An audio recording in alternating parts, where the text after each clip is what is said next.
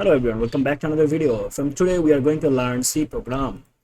Here I'm going to create first C file, and to create a C file you just have to give a name. Let's say hello world, and then you have to give give an extension, right?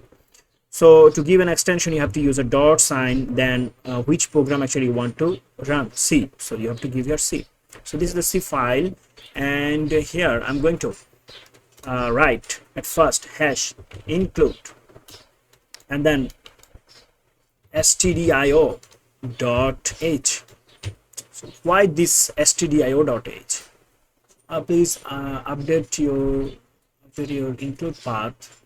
So I'm getting the error because of I've missed install something. So let's go to the mgw installation here and basic setup, and you just have to mark for the installation the first one also.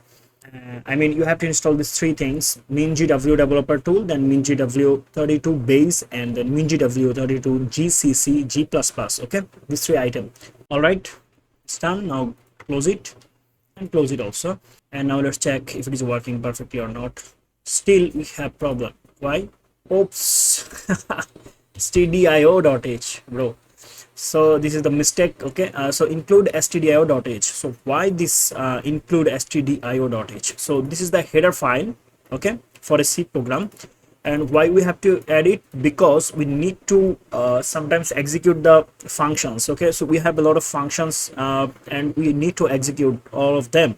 Maybe printf, scanf. Okay, so we'll actually discuss everything, no worry. And that is the reason actually why we have to include the stdio.h. Here you can see I will say integer main. So the main is also a function, and here the main is the main function for all of them. Actually we want to show inside in the file. Okay, so integer main. Now let's say I want to print f. All right, and I'm going to say here that okay, printf I'll say hello world.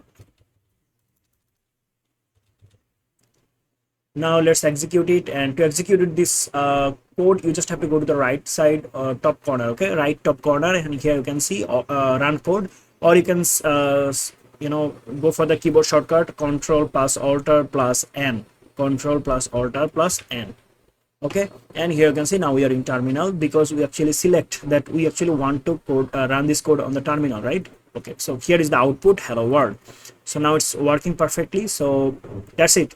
This is the C program. So you have learned everything. Not yet, actually. We have to learn, a lot more. So yeah, keep watching. See you in the next video. Till then, goodbye.